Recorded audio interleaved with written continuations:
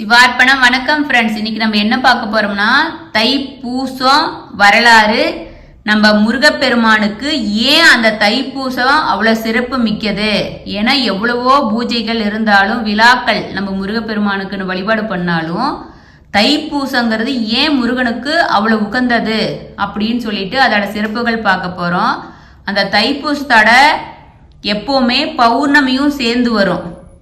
தை பூசம் நட்சத்திரமும் பௌர்ணமி திதியும் சேர்ந்து வரனால தைப்பூச திருவிழாவை முருகனுக்கு வழிபாடு பண்ணுவோம். ஆனா ஒவ்வொரு டைமு ஒரு நாள் முன்ன பின்ன அப்படி சேர்ந்து வரும். இந்த வருஷம் மாறி தான் வருது. முதல் நாள் தைப்பூசம் வந்துடுது, ரெண்டாவது நாள் தான் பௌர்ணமி வருது. தைப்பூசத்தன்னைக்கு அம்பாள் வழிபாடும் சிறப்பு, குரு வழிபாடும் சிறப்பு. ஏன்னா தேவர்களோட குருவா இருக்கிற பிரகஸ்பதியோட நட்சத்திரமும் பூச நட்சத்திரம். அதனால குரு வழிபாடுனா நீங்க உங்களோட குருவுக்கு மரியாதை செலுத்துறதாகட்டும், நீங்க கோயில்ல குரு வழிபாடு பண்றதும் சிறப்பு. அதே போல சிவபெருமான் வழிபாடு பண்றதும் சிறப்பு. மொத்தத்துல இது பக்தி மிகுந்த நாள். முருகப்பெருமானுக்கு காவடி எடுக்கிறது தான் சிறப்பு. அது போல காவடி எடுத்து மக்கள் நேர்த்தி கடன் பண்ணுவாங்க. நம்ம தைப்பூச திருவிழா பழங்காலம் தொன்று தொட்டு வழிபாடு பண்ணிட்டு இருந்த திருவிழாவுல தைப்பூசமும் ஒண்ணு. கைலாயத்துல முருகப்பெருமானு அந்த ஞானப்பழம் கிடைக்காதனால அம்மா அப்பாட்ட கோச்சுக்கிட்டு பழனி மலையில போய் உட்கார்ந்த நாளும் தைப்பூச நாள். இன்னொன்னு, தேவர்களுக்கும் அசுரர்களுக்கும் போர் நடக்குது. அந்த போர்ல தேவர்களால அசுரர்களை தோக்கடிக்க முடியல. அதனால எல்லாரும் போய் நம்ம சிவபெருமானுகிட்ட தஞ்சம் அடைகிறாங்க. சிவபெருமானு கருணை கடல முருகப்பெருமான உருவாக்குறாரு. அந்த முருகப்பெருமான் உருவான நாள் தைப்பூசம் அன்றுதான். முருகப்பெருமானுக்கு பழனி மலையில இருக்கும்போது நம்ம பார்வதி அன்னை ஞான வேல் கொடுக்குறாங்க. அந்த வேலு அன்னைகிட்ட இருந்து முருகப்பெருமான் வாங்கின நாள் தைப்பூசத்தன்னைக்கு. அப்படிங்கிறதுனாலதான் பழனியில தைப்பூச விழா ரொம்ப சிறப்பா விமர்சையா நடந்துகிட்டு இருக்கு. அது ஒண்ணு. இன்னொன்னு என்னன்னா, சிவபெருமானு திருவாதிரை அன்னைக்கு ஆனந்த தாண்டவம் ஆடி அதை வியாக்கிரபாதம் பதாஞ்சலி முனிவரும் நம்ம பார்வதி அன்னை எல்லாரும் தரிசனம் பண்ணாங்கன்னு தெரியும். அதே போல பார்வதி அன்னை சிவபெருமான் மாதிரியே ஆனந்த தாண்டவம் ஆடணும்னு நினைக்கிறாங்க. சிதம்பரத்துல நம்ம பார்வதி அன்னையும் ஆனந்த தாண்டவம் ஆடின நாள் தைப்பூசம். அதனாலதான் அன்னைக்கு உகந்த நாளா தைப்பூச திருவிழா சிறப்பா கொண்டாடிக்கிட்டு இருக்கிறோம். இன்னொரு சிறப்பு என்னன்னா, இரண்யவர்ம அப்படிங்கிற ராஜா சிதம்பரத்துல நம்ம சிவபெருமானுக்கு திருப்பணிகள் நிறைய செஞ்சு திருத்தொண்டு செஞ்சிட்டு இருக்கிறாரு. அப்ப அவரு நேருக்கு நேரா சிவபெருமான தரிசனம் பண்ணின நாள் தைப்பூசம் அன்னைக்கு. அதனால சிதம்பரத்துல ரொம்ப சிறப்பா தைப்பூசத்தன்னைக்கு வழிபாடு நடந்துட்டு இருக்கு. அதனாலதான் எல்லா சிவன் கோயிலையும் தைப்பூசத்தன்னைக்கு சிவனுக்கும் சிறப்பு அபிஷேகங்கள் நடக்கும். தேவர்களின் குருவா இருக்கிற பிரகஸ்பதி அவர் பிறந்தது தைப்பூசத்தன்னைக்கு. அப்படிங்கிறதுனால குரு வழிபாடும் சிறப்பா இந்த நாள் இருக்கு. இன்னொன்னு என்னன்னா சிறப்பு, வள்ளலாறு ராமலிங்க சுவாமிகள் ஒரு தை மாசம் வெள்ளிக்கிழமை புனர்பூச நட்சத்திரத்தை அன்னைக்கு தான் அவர் ஒளிமயமானாரு. அதை குறிக்கிற வகையில்தான் இந்த தைப்பூச நாள் சிறப்பா கொண்டாடிட்டு இருக்கிறோம். இது வடலூர்ல தைப்பூசத்தன்னைக்கு லட்சக்கணக்கான மக்கள் ஒன்று கூடி விழாவா கொண்டாடிட்டு இருக்காங்க. தைப்பூச திருவிழா 1500 ஆண்டுகளுக்கு முன்னாடி இருந்து நம்ம வழிபாடு பண்ணிட்டு இருக்கிறோம் அப்படின்னு தேவார பதிகங்கள்ல குறிப்பு இருக்கு. திருஞான சம்பந்தரும் தைப்பூச மாடி அப்படின்னு ஒரு பாட்டே எழுதியிருக்கிறாரு. அதுக்கப்புறம் சோழராட்சி காலத்திலையும் எல்லா கோயிலையும் தைப்பூச திருவிழா சிறப்பா கூத்தெல்லாம் போட்டு நடத்திட்டு இருந்திருக்காங்க. திருவடி மருதூர் ராமலிங்கேஸ்வரர் கோயில்ல தைப்பூசத்தை ஒட்டி 4 நாள் கூத்து நடக்கும் அப்படின்னு கல்வெட்டு இருக்கு. இந்த தைப்பூச திருவிழா பண்டைய காலத்திலிருந்து முருகருக்கு வழிபாடு நடந்துகிட்டு இருக்கு அப்படிங்கிறதுக்கு இதெல்லாம் ஒரு உதாரணம்.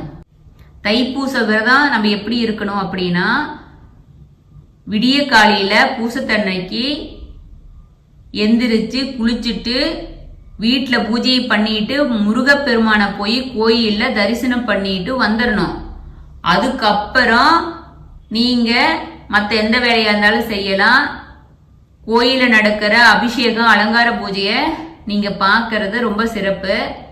மறுபடியும் நீங்க மாலை முருகப்பெருமான் சன்னதிக்கு போயிட்டு முருகப்பெருமானுக்கு நடக்கிற பூஜையில கலந்துக்கிட்டு முருகப்பெருமானை தரிசனம் பண்ணிட்டு வந்துட்டு வீட்டில் நீங்க விரதம் விடணும்.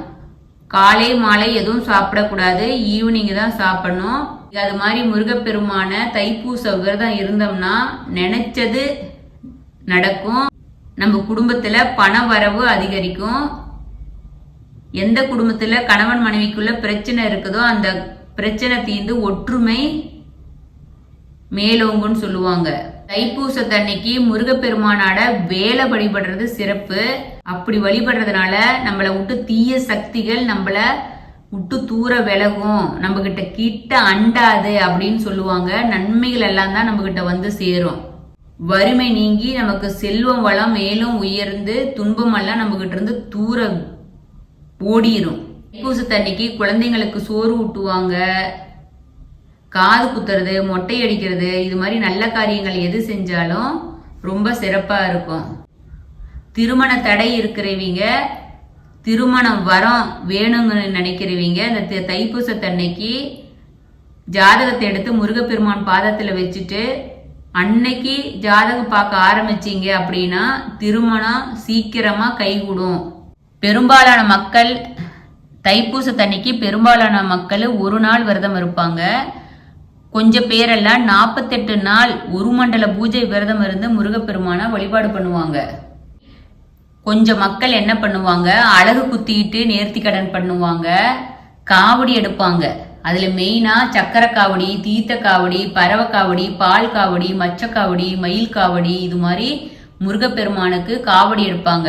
பெருமானுக்கு திருச்செந்தூர்ல விளக்கு காவடி, வால் காவடி, பால் காவடி, வேல் காவடி, அன்ன காவடி, சேவர் காவடி, சர்ப்ப காவடி, சந்தன காவடி, மயில் காவடி, இதெல்லாம் திருச்செந்தூர் முருகனுக்கு பக்தர்கள் காவடி எடுத்துட்டு போய் நேர்த்தி கடன் செலுத்துவாங்க. அதே போல முருகப்பெருமானுக்கு ஒவ்வொரு முருகனோட ஸ்தலத்திலையும் அந்தந்த ஊருக்கு என்ன முறையோ அத பிரகாரம் பக்தர்கள் அந்த கோயிலுக்கு நேர்த்தி கடன் செலுத்துவாங்க, மொட்டை அடிப்பாங்க, உருளுதாண்டவம் போடுவாங்க. இது மாதிரி எல்லாம் சிறப்பு மிக்கதா அவங்கவுங்க வேண்டுதல் பிரகாரம் செஞ்சு தெய்வத்தின் அருளை முருகப்பெருமானோட அருளுக்கு பாத்தியமாவாங்க. நம்ம தமிழ்நாட்டில் மட்டும் வழிபடுறதில்ல, நம்ம முருகப்பெருமான தைப்பூசத்தன்னைக்கு இலங்கையில, மலேசியாவில், பினாங்குல, சிங்கப்பூர்ல, மொரீசியஸ்ல, யூனியன் ரீயூனியன் நாட்டில், தென்னாப்பிரிக்கா, பிஜி, ஆஸ்திரேலியா, இப்படி எல்லா நாட்டிலையுமே முருகப்பெருமானுக்கு வழிபாடு சிறப்பா எல்லாரும் காவடி எடுத்து அவங்கவுங்க அப்படி ஒரு சிறப்புமிக்க விழாவாதான் தைப்பூசத்தை கொண்டாடிட்டு இருக்காங்க. வீட்டுல எப்படி பூஜை பண்றதுன்னா, முருகப்பெருமான் சிலையோ வேலோ வச்சிருந்தீங்கன்னா அந்த சிலைக்கு பால் அபிஷேகம், பன்னீர், பஞ்சாமிர்த அபிஷேகம், சந்தனம், பூதி அபிஷேகம் பண்றது மெயினா. இதை பண்ணா போதும். அதுக்கப்புறம் நீங்க என்ன பண்ணணும்னு நினைக்கிறீங்களோ அதை உங்களால முடிஞ்சது வாங்கி பண்ணுங்க. சிம்பிளா இப்படி பண்ணா கூட போதும். முருகனுக்கும் வேலுக்கும் அபிஷேகம் பண்ணிட்டு பூ அலங்காரம் பண்ணி ஒரு சக்கரை பொங்கல் நெய்வேத்தியமா வச்சு முருகப்பெருமான வழிபாடு பண்ணீங்கன்னா முருகனோட அருள் கிடைக்கும். முருகப்பெருமான் தைப்பூசத்தன்னைக்கு நீங்க என்ன படிக்கணும் அப்படின்னா, மெயினா கந்தர் சஷ்டி கவசம் படிக்கிறது சிறப்பு. கந்த அலங்காரம் படிக்கலாம், கந்தர் அனுபூதி படிக்கிறது ரொம்ப சிறப்பு. திருமுருகாற்றுப்படையும் திருப்புகளும், கந்தகுரு கவசம், கந்தர் கலிவெண்பாய், இப்படி முருகப்பெருமானுக்கு இருக்கிற உகந்த பாடல்களை நீங்க பாடுறது ரொம்ப சிறப்பு. நீங்க வீட்டிலேயே உட்கார்ந்து பூஜை பண்ணிட்டு வீட்லயே படிக்கிறதுனாலும் நீங்க படிக்கலாம். இல்ல பக்கத்துல இருக்கிற முருகர் கோயில்ல போயிட்டு அங்க நடக்கிற பூஜை அபிஷேக அலங்காரத்தை பார்த்துட்டு நீங்க அங்க உட்கார்ந்தும் படிக்கிறது ரொம்ப சிறப்பு. அதே போல தைப்பூசத்தன்னைக்கு சிவபெருமாள் வழிபாடு பண்றதும் நீங்க சிறப்பு.